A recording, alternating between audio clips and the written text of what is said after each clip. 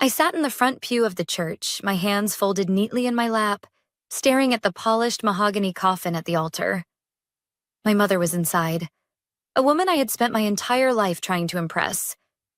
A woman who, in the end, had made it painfully clear that I was never enough. Tears pricked at the edges of my vision, but they weren't for grief. They were for closure, the kind I knew I'd never truly get. Beside me, my sister Olivia sniffled dramatically, dabbing at her eyes with a lace-trimmed handkerchief. She always had a way of making everything about her, even now. When the priest finished his final blessing, Olivia let out a soft, pitiful sob and leaned against her husband, Connor, who wrapped a comforting arm around her. She looked perfect, as always. Her designer black dress hugged her figure just right, her blonde curls falling in elegant waves. Even at a funeral, she managed to be the center of attention. I swallowed the lump in my throat and glanced toward the second row, where my aunt and uncle sat stiffly, avoiding my gaze. The same went for the rest of the family. They knew. They all knew. I had prepared myself for what was coming. I had told myself I wouldn't care. But nothing could have prepared me for the lawyer's words after the service. "I'm sorry, Mandy," Mr. Holloway said, adjusting his glasses as he flipped through the pages of my mother's will. "Your parents left everything to Olivia." A cold numbness spread through me. "Everything?" I asked, my voice surprisingly steady. "Yes." He hesitated before adding, "Your parents believed you were independent enough and didn't need financial support. Olivia, being a stay-at-home mother, required the assistance more." My nails dug into the fabric of my dress. Olivia had 3 properties, a husband who made 6 figures, and luxury cars parked in her driveway. Yet I, who had worked my way through college, juggled 2 jobs, and never once asked my parents for help, had been deemed unworthy. "That's ridiculous," Aunt Marlene muttered under her breath, finally breaking the tense silence. But Olivia didn't look surprised. She simply let out a delicate sigh, as if this was just another unfortunate burden she had to bear. "I mean, it does make sense," she murmured, placing a hand over mine as if she were offering comfort. "You've always been so independent, Mandy. Mom and Dad just wanted to help me, that's all." "That's all." I pulled my hand away. "You knew, didn't you?" I asked, my voice barely above a whisper. She bit her lip. They may have mentioned something before." And there it was. The truth. I wanted to scream, to rage, to demand how even after death my parents still found a way to remind me that I wasn't good enough. But years of being the overlooked daughter had taught me one thing. Anger wouldn't change anything. So instead, I smiled. Because if they thought I was independent before, they had no idea what I was capable of now. I turned to the lawyer. "Thank you for your time," I said smoothly, standing up and gathering my purse. "But I won't be contesting the will." Olivia's brow furrowed.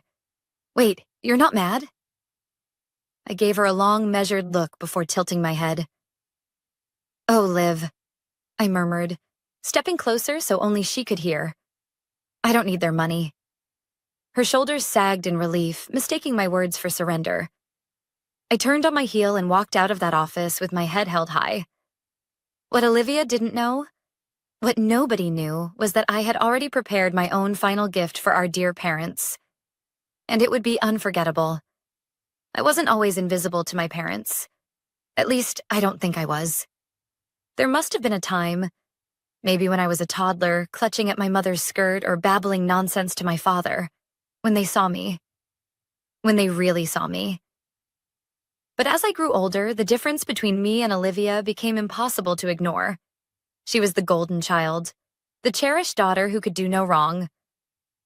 And me? I was the afterthought. It started small. When Olivia won her first dance recital at age 6, my parents threw a party, complete with a cake shaped like ballet slippers.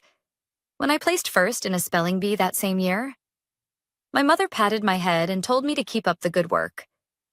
When Olivia turned 16, she got a brand new car, wrapped in a big red bow. When I turned 16, I got a used bike. Because you don't really go out much anyway, Mandy. I told myself it didn't matter, that I didn't need the approval, the admiration, the love. But deep down, it stung. Still, I worked hard. While Olivia breezed through life on charm and parental favoritism, I built something for myself. I worked my way through college with 2 part-time jobs. I landed a stable career in finance. I saved every penny and invested smartly. I never relied on anyone. And yet, in the end, none of it mattered. I sat in my tiny apartment that night, staring at the ceiling, replaying the words over and over in my head. Your parents left everything to Olivia. Of course they did. Why would I expect anything different? My phone buzzed, snapping me out of my thoughts. A message from Aunt Marlene.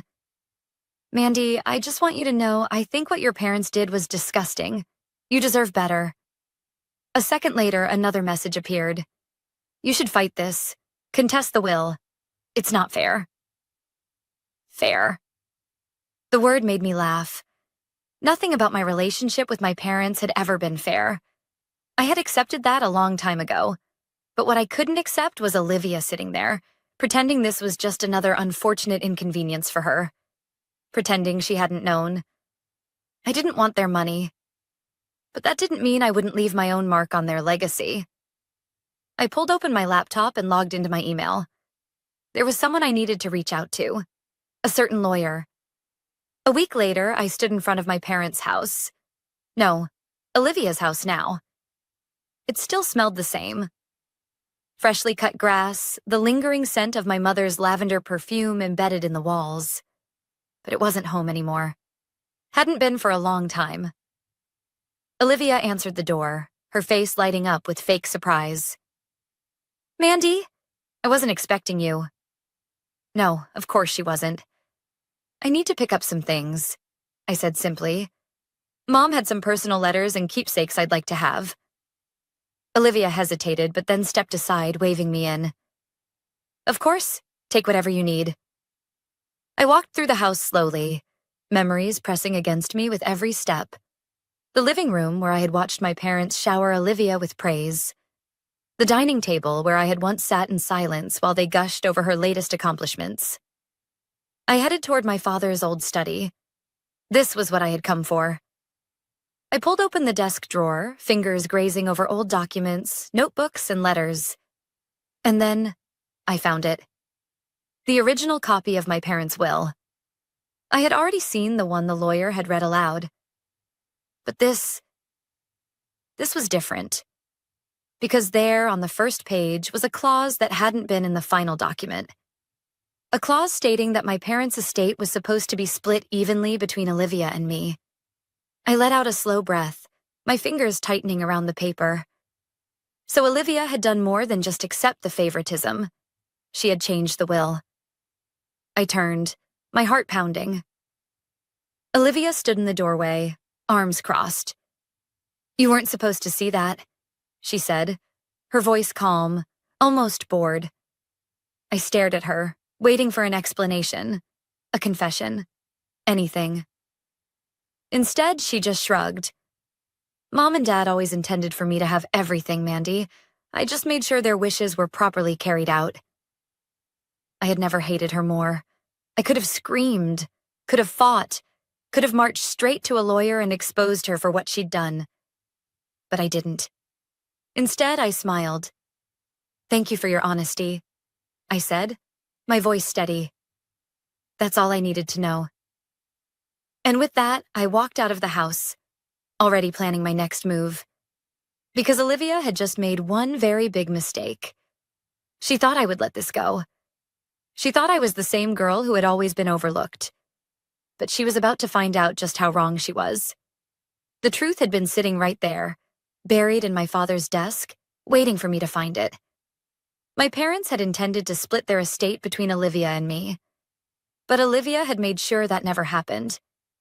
She hadn't just accepted her role as the golden child. She had taken everything, ensuring I walked away with nothing. She thought I would do what I'd always done. Accept it. Swallow it. Move on. She had no idea who she was dealing with. I spent the next week planning. I could have gone straight to a lawyer, could have fought the will in court, but legal battles were messy and slow. And Olivia? She was careful. By now, I had no doubt she had covered her tracks. No, this required something different. Something that would hit her where it really hurt. I just needed the right person to help me. I found him in an old bar downtown, the kind with dim lighting and the faint scent of whiskey soaked into the wooden walls. "Hello, Connor," I said, sliding into the booth across from Olivia's husband. Connor looked up, startled. He wasn't expecting me. "Mandy?" He frowned, setting down his drink. "What are you doing here?"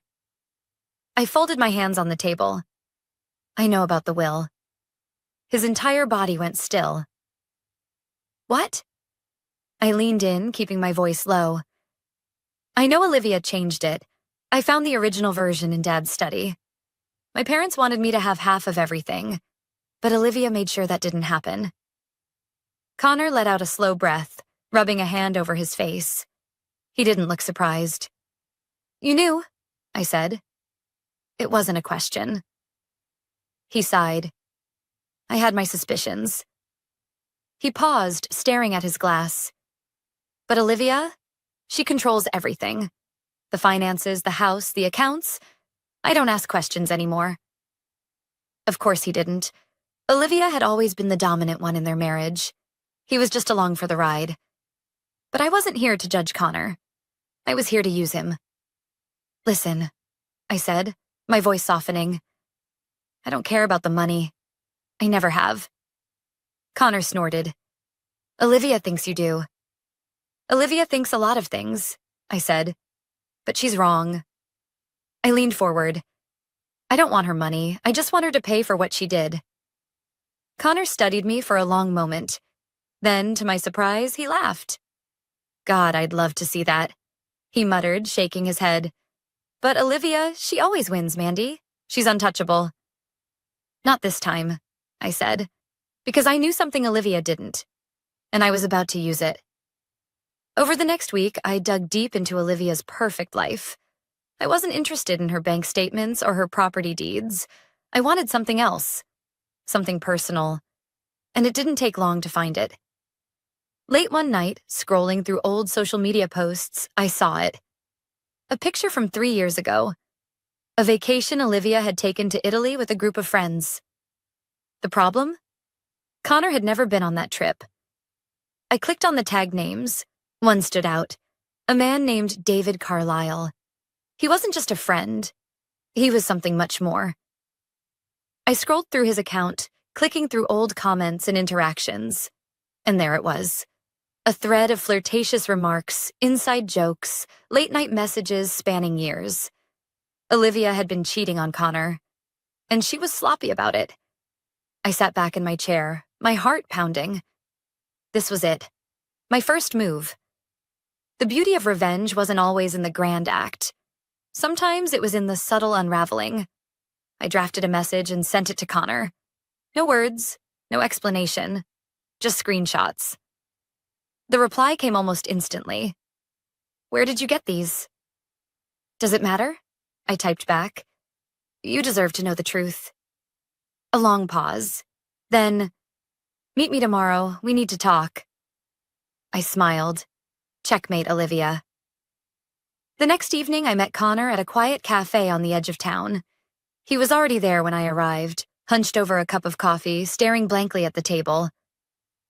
The moment he looked up and saw me, I knew. He had seen everything. I slid into the chair across from him, and for a moment, neither of us spoke. The air between us was thick with something fragile. Anger, disbelief, maybe even relief. "How long?" he finally asked, his voice hoarse. I exhaled. "From what I found, at least 4 years." Connor let out a bitter laugh, shaking his head. "Of course." He picked up his coffee, but his hands were shaking too much to take a sip. "I'm sorry you had to find out this way," I said, and for once I actually meant it. "No, you're not." His eyes locked onto mine. "You wanted me to know. You wanted this to happen." I didn't deny it. "Yes, but only because Olivia deserved to be exposed. She's been playing everyone, Connor. You, me, even my parents, right up until they died. He sighed, running a hand through his hair. And now what? What do you want from me, Mandy? I leaned forward. I don't want your money. I don't want your sympathy. I just want to watch her world fall apart. Connor studied me for a long moment. Then slowly, a small, dark smile curved his lips. You're not the only one. We sat there for nearly an hour, going over every detail. Olivia's manipulations, her lies, the fake will. Connor was angry, but not in a volatile way. No, his anger was colder, controlled. The kind of anger that led to devastation. I want a divorce, he said finally, his voice steady. And I want full custody of the kids. It was a bold move, a calculated strike. Olivia had spent years curating the perfect image, a loving wife, a devoted mother. She needed that image. And Connor? He was about to rip it away from her. The next morning, I watched from a safe distance as Connor's lawyer delivered the divorce papers to Olivia's doorstep. She answered in a silk robe, hair perfectly styled, a steaming cup of coffee in hand. But the moment she saw the envelope, her face twisted into something ugly. I wished I could hear her reaction. The shock, the panic. Instead, I just watched as her fingers tightened around the papers, knuckles white. And then, just for a moment, she glanced around. Not to Connor, not to her kids, but to the neighbors. She cared more about what they thought than the fact that her marriage was crumbling right in front of her. Classic Olivia. I should have walked away after that. Let Connor handle the rest. But I wasn't finished. Olivia still thought she could control the narrative, that she could manipulate her way out of this, the way she always had. She was wrong. That evening, I made sure of it. With a few clicks, I uploaded the proof of her affair. Screenshots, messages, pictures. But I didn't send them to Connor. I sent them to her entire social circle. Her mommy group chats, the charity board members, even the homeowners association. Everyone who mattered to her. The fallout was immediate. Olivia's phone blew up with calls and messages. She tried to deny it at first, tried to spin some kind of misunderstanding, but there was too much evidence. By the next morning, she was a pariah. The friends she had spent years cultivating now wanted nothing to do with her. And for the first time in her life, Olivia was alone. The thing about people like Olivia is that they never believe consequences apply to them. They lie, manipulate, and twist the truth to fit their version of reality. They believe they're untouchable, that no matter what they do, things will always work out in their favor. But not this time. I made sure of that. A week after I sent out the evidence of her affair, Olivia was spiraling. Her once loyal friends had cut her off, the school moms whispering behind her back at drop-offs. The charity board, where she once reigned supreme, had asked her to step down. And worst of all, Connor had moved out, taking the kids with him. She had lost everything. But Olivia wasn't the kind of person to go down quietly. No, she still had one last move to play. I was at work when she called me. I debated ignoring it, letting her stew in the mess she'd made. But something inside me wanted to hear what she had to say. I answered on the third ring. You ruined my life. Her voice was raw, almost unrecognizable. No, Olivia, I said calmly. You did that all on your own. She let out a sharp, bitter laugh. You think you're so clever, don't you? You think you've won? I don't need to win, I replied. I just needed the truth to come out. She was silent for a long moment. Then her voice dropped to something colder. You don't understand, Mandy. You think you've taken everything from me? Fine. But you better watch your back, because I have nothing left to lose. And with that, she hung up. A normal person might have been scared. But I knew Olivia. She was all talk. Still, I wasn't about to let my guard down. Not yet. Because Olivia might have lost her reputation, her marriage, and her perfect image. But there was still one thing left. The house. I didn't need the money. but I did need to finish what I started. So I called Connor. "Do you still have the original will?" I asked. "Yeah," he said, confusion in his voice. "Why?" I smiled. "Because it's time to fix what Olivia broke." It took a few more weeks, but eventually my lawyer filed the case. Olivia had fraudulently altered legal documents. A serious crime. There was more than enough proof, and with Connor's statement, she didn't stand a chance. The court ruled in my favor. My parents' original wishes were reinstated, which meant half of everything, including the house, now belonged to me. I'll never forget the look on Olivia's face when the sheriff showed up with the eviction notice. "You can't do this," she screamed, her voice shrill with rage. "This is my house." "Not anymore," I said, standing in the doorway. "You took everything from me, Olivia, and now I'm just taking back what was mine." She was shaking, her hands clenched into fists. "Where am I supposed to go?" she whispered, eyes desperate. I tilted my head. "I guess you'll have to be independent now." And then, with the sweetest smile I could muster, I handed her one last gift, an old, used bicycle, the same kind my parents gave me for my 16th birthday.